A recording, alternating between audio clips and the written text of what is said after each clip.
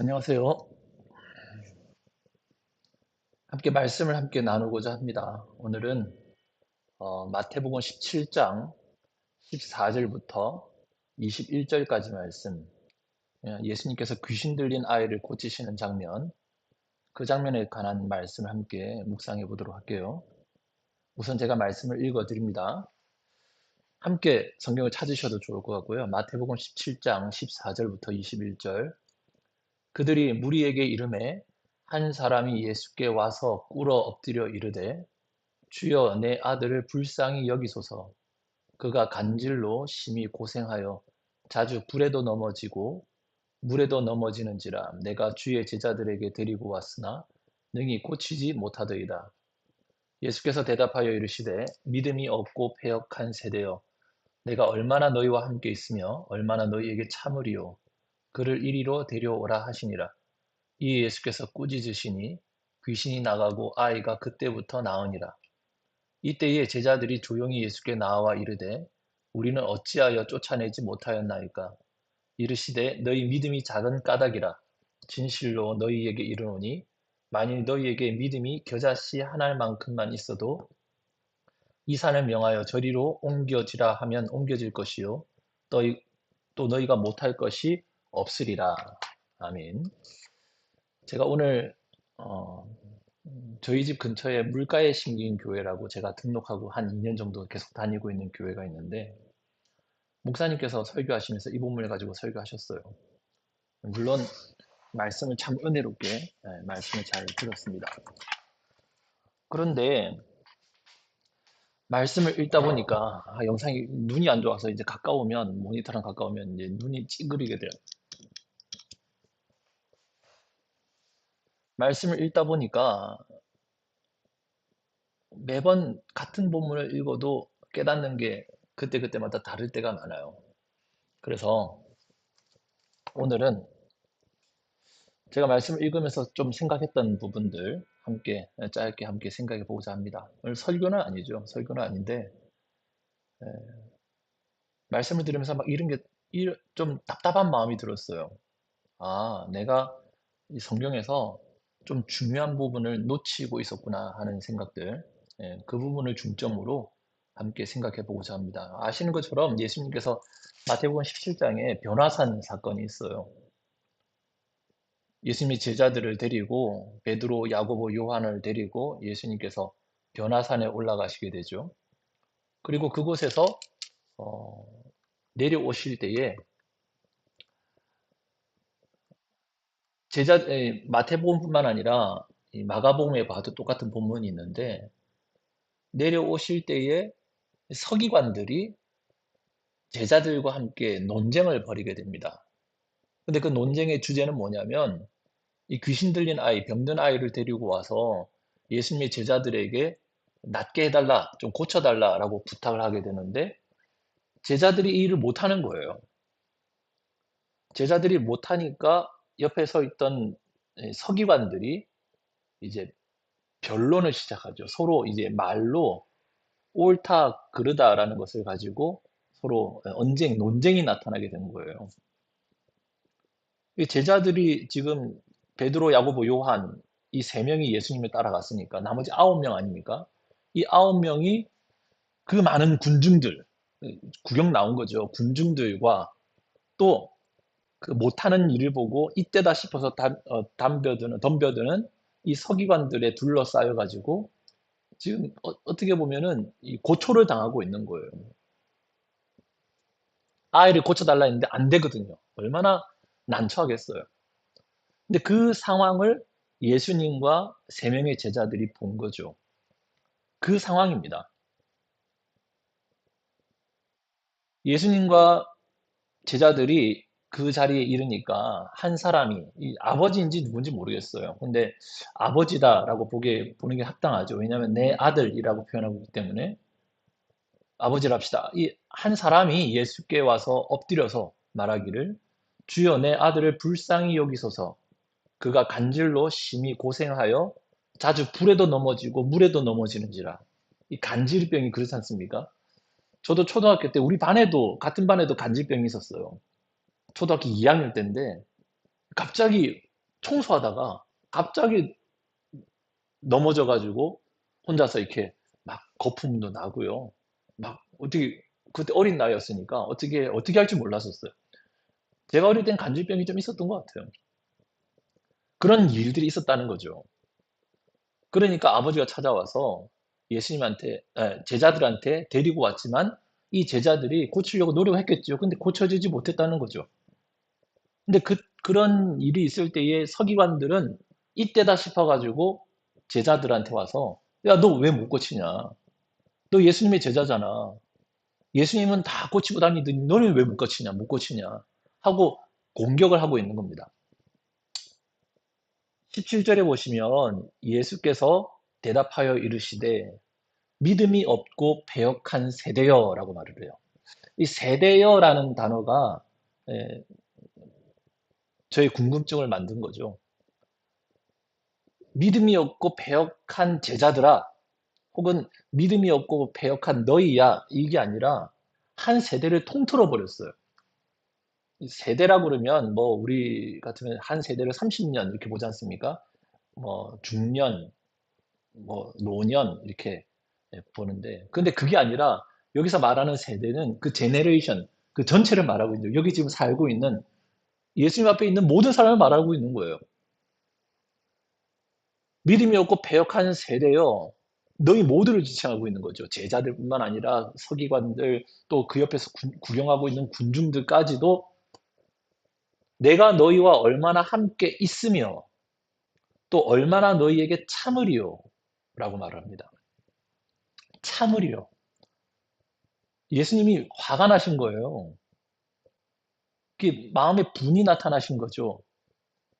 뭔가 좀 답답하고 짜증 같은 게 나셨던 것 같아요.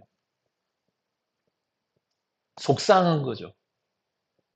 내가 얼마나 지금 속상한지 알아? 내가 얼마나 답답한지 알아? 내가 지금 얼마나 마음이 좀 분할 정도로 화가 나는지 알아?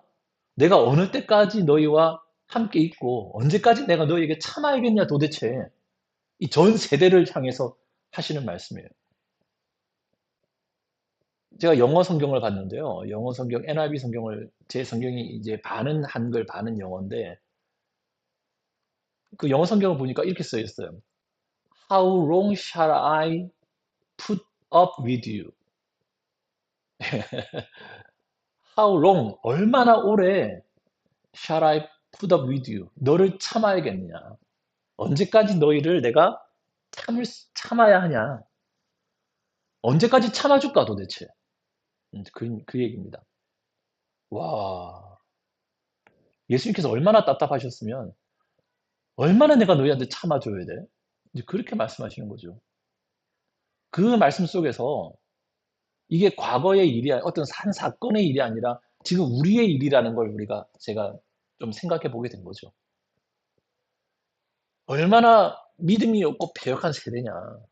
여러분 지금 교회를 보세요. 교회를. 제가 지금 당분간은 교회를 벗어나 있습니다만 사실 한 교회로 선뜻 다시 되돌아가기 힘든 이유는 뭐냐면, 그런 용기가 나지 않는 이유는 뭐냐면, 물론 뭐 여러 가지 이유가 있습니다만은, 근데 그 여러 가지 이유들 중에 하나가 뭐냐면, 교회로 간다고 그러면 뭔가 평안해야 되잖아요. 교회로 들어간다고 그러면 요즘에 버스 보면은, 버스에 우리 통영에는 버스마다, 시내버스마다 한국 기독교 연합회에서 광고를 붙이고 다녀요. 당신이 더 행복했으면 좋겠습니다. 그래서 유명한 연예인들 사진을 붙여 놓고 프레이즈는 뭐냐면 당신이 행복했으면 좋겠습니다. 그 말은 교회로 오라는 거죠. 교회로 오면 당신이 행복할 수 있으니까 교회로 오세요라는 말인데, 저는 그 문구를 보면서 항상 마음속에 제 반문이 나타나요. 그러면 예수를 모르는 사람들이 교회에 올 텐데, 그러면 정작 교회 안에 이미 들어와 있는 우리 성도들은 행복한가?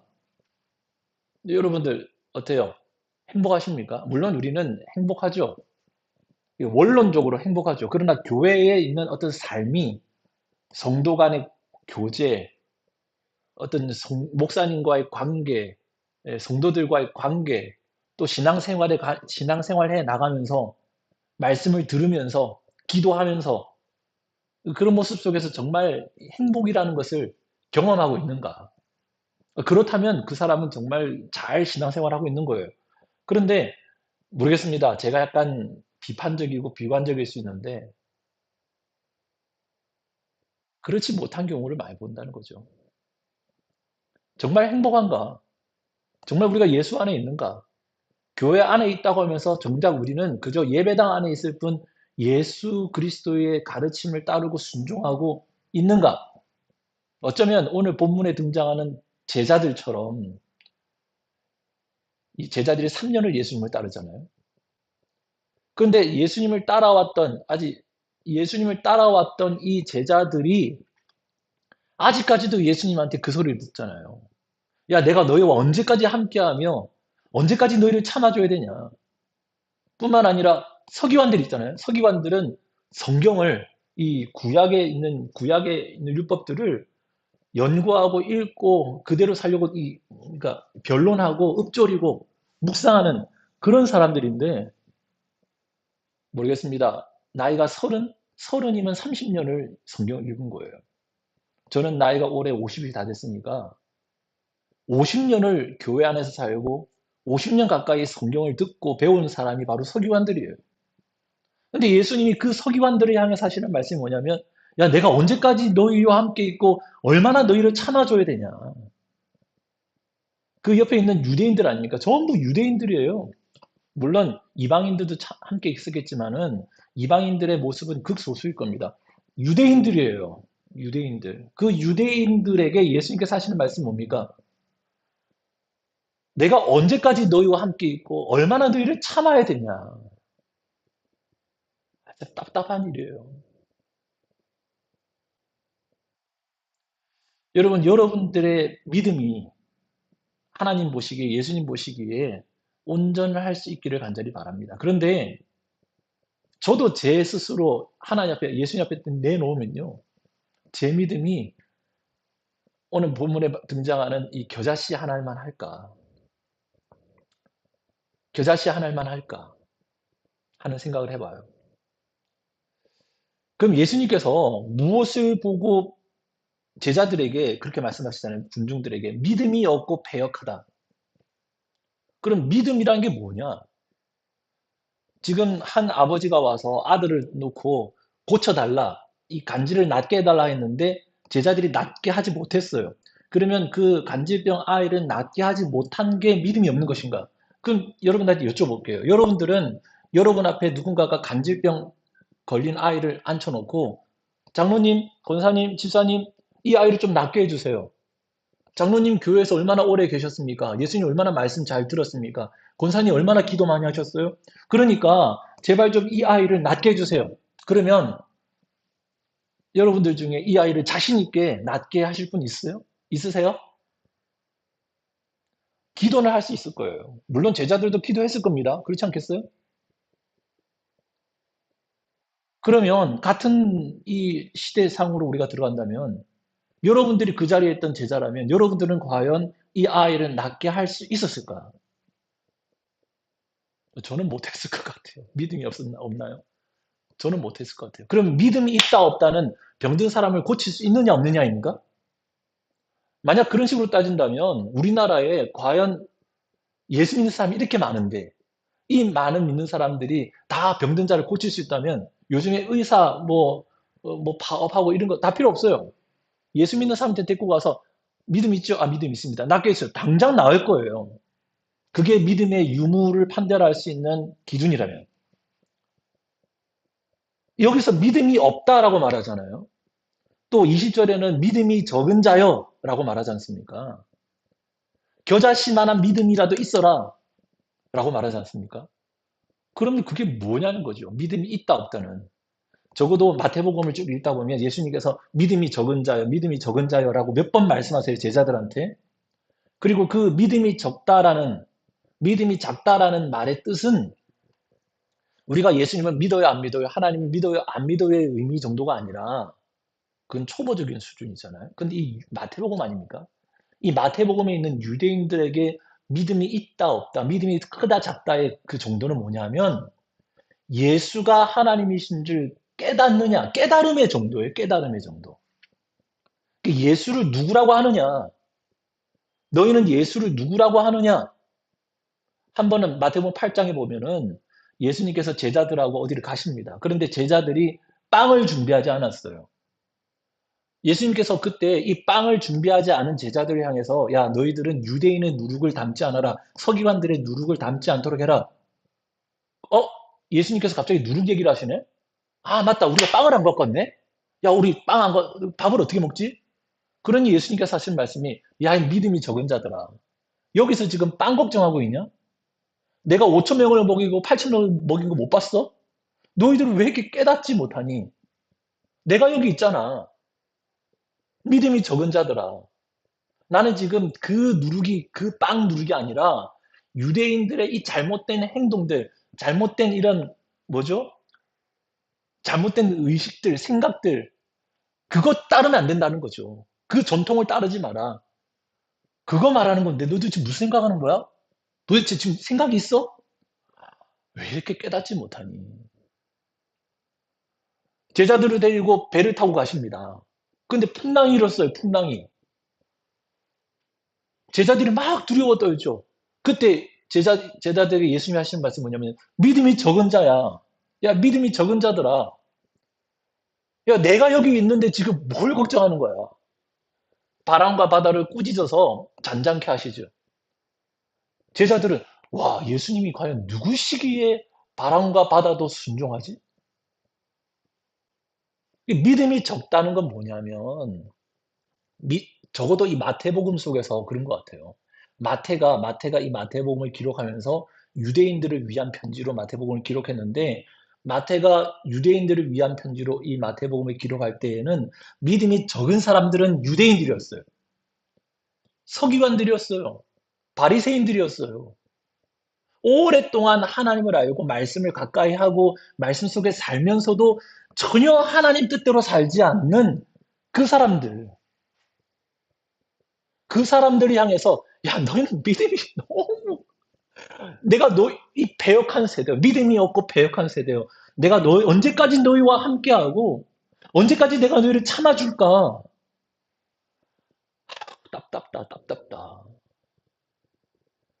사람을 고치고 안 고치고가 아니고 우리의 시선은 예수를 믿으면서 내가 잘 되냐 안 되냐, 내 아들이 대학을 붙냐 안 붙냐, 내가 성공하냐 안 성공하냐, 부자가 되냐 안 되냐가 아니라 우리의 시선은 예수님을 향해서 봐야 돼요. 신앙생활은 예수를 바라보는 거지 예수 안에서 내가 어떻게 잘 되고자 하는 게 아니라는 것을 분명히 아셔야 돼요. 저도 요즘에 이 장사를 해요. 지금 여기가 제가 장사하는 가게인데 뭐 가게 하면 대박 날 것 같죠? 안 그래요. 제가 목사 아닙니까? 기도하는 사람이잖아요. 말씀 있는 사람이잖아요. 예수 잘 믿는 사람이잖아요. 예수 잘 믿는 사람이 장사를 하면 대박 날 것 같죠? 안 그렇다니까요. 매일, 매달 적자예요, 지금. 내 인건비도 안 나와요. 그게 버티고 가는 거예요, 버티고. 언젠가는 잘 되겠지. 제가 이 긍정회로가, 제가 그나마 하나님께서 주신 은혜가 긍정회로잖아요. 잘 될 거야. 버티고 가다 보면 잘 될 거야. 하는 생각으로 버텨나가는 거지. 여러분 생각하는 것처럼 한 10만 원만 벌었으면 좋겠어요. 10만 원만. 제 순수익이, 한 달 순수익이 거짓말 아닙니다. 10만 원만 있어도 저는 감사할 것 같아요. 지금 그것도 안 나온다는 얘기입니다. 그래요. 왜 저거 열심히 되기면 잘 돼야 되잖아요? 안 되잖아요. 근데 이것과는 우리의 신앙은 상관이 없다는 사실을 인지해야 돼요. 예수 믿는 사람이 암에 걸려 죽어요. 예수님 잘 믿던 권사님이 암에 걸려서 돌아가신다니까요? 한 달 만에 췌장암으로 돌아가셔요. 어떻게 그런 일이 있습니까? 여러분들 지금 예수 잘 믿고 있잖아요? 그런데 우리 가운데 나쁜 일이 없나요? 환란이나 공고가 우리한테 없나요? 있잖아요. 그러니까 신앙이라는 것은 예수를 바라보는 것이지 우리가 예수님 통해서 무언가를 나를 예수님을 통해서 나를 바라보는 것이 있다면 이건 종교가 되는 거예요. 부처님을 통해서 나를 바라보고 어저께 TV를 돌리다가 예, 우리 불교 방송을 봤어요. 불교 방송에 한 정말 주지스님 같아요. 뒤에 승려들이 쫙 있고 앞에 서서 이 기도문을 읊조리는데 그 기도문을 쭉 읽어보니까 우리가 목사님이 기도하는 기도문하고 다를 게 하나도 없어요. 우리 신도들 복 달라는 거예요.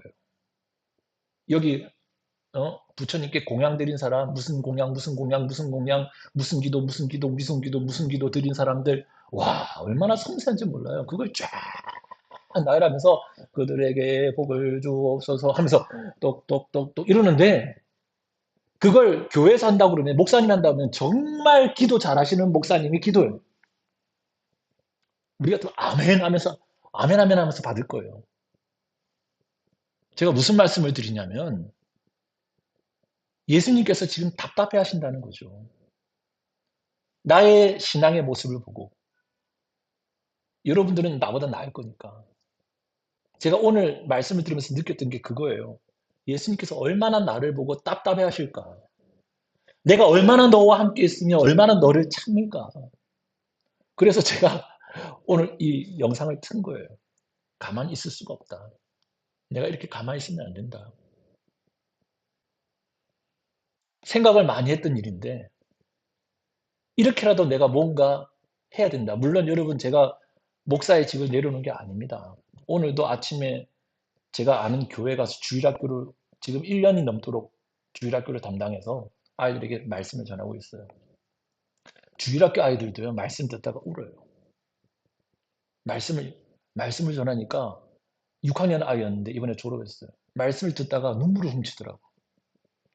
예수 그리스도의 십자가의 이유를 쫙 말해주는데 왜 그분이 죽으셨고 왜 그분이 다시 살아나셨고 왜 그분이 다시 오실지에 대해서 쭉 말하는데 6학년 아이가 눈물을 훔치더라고.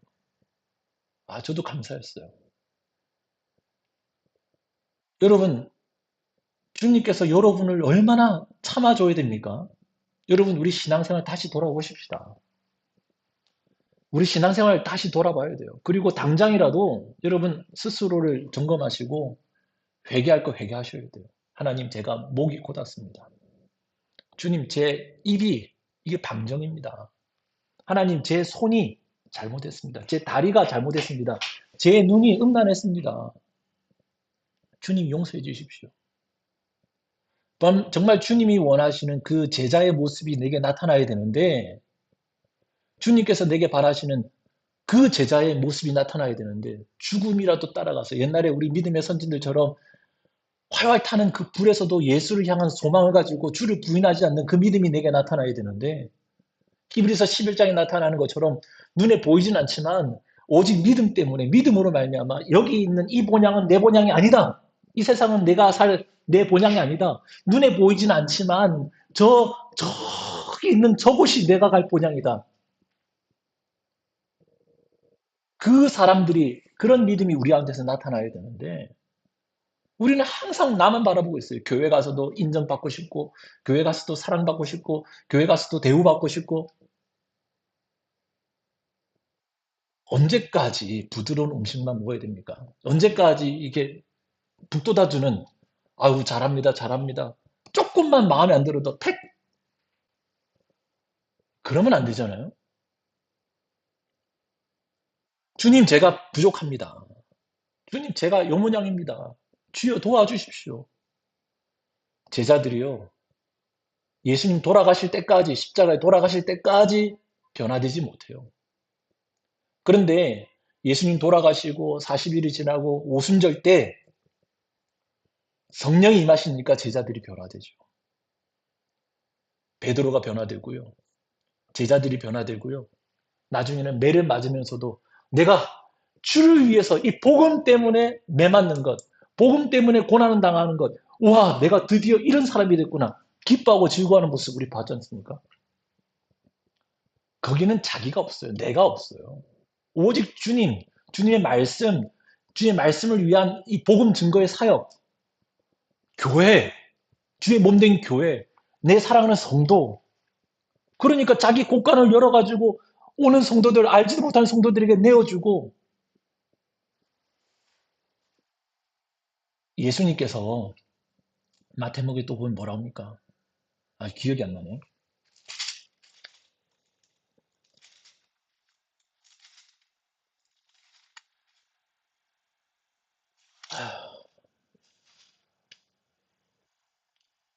여러분과 제가 회개해야 돼요. 주님의 말씀을, 마음을 시원하게 해드리는 사람이 되어야 돼요. 그래서 오늘 본문 말씀 속에서 믿음이 작은 까닭이다. 진실로 너희에게 이르노니 만일 너희에게 믿음이 겨자씨 하나만큼만 있어도, 겨자씨 하나의 가치가 아니에요. 겨자씨 같은 믿음이 있어도 아니에요. 정말 내가 영어 성경도 찾아봤는데 as small as mustard seed예요. 그래서 겨자씨만큼 조금만 있어도 이거 양의 문제예요. 근데 그것도 없다는 겁니다. 그러니까 작은면 요만큼 있는 거 아닙니까? 아니, 그게 없는 거예요. 믿음이 없는 거예요. 믿음이 적은 자요. 아, 그럼 조금 있는데 작구나. 그게 아니라 제로예요, 제로. 요만큼도 없다는 거예요. 여러분, 우리 믿음을 가져야 돼요. 진짜 믿음을 가져야 돼요.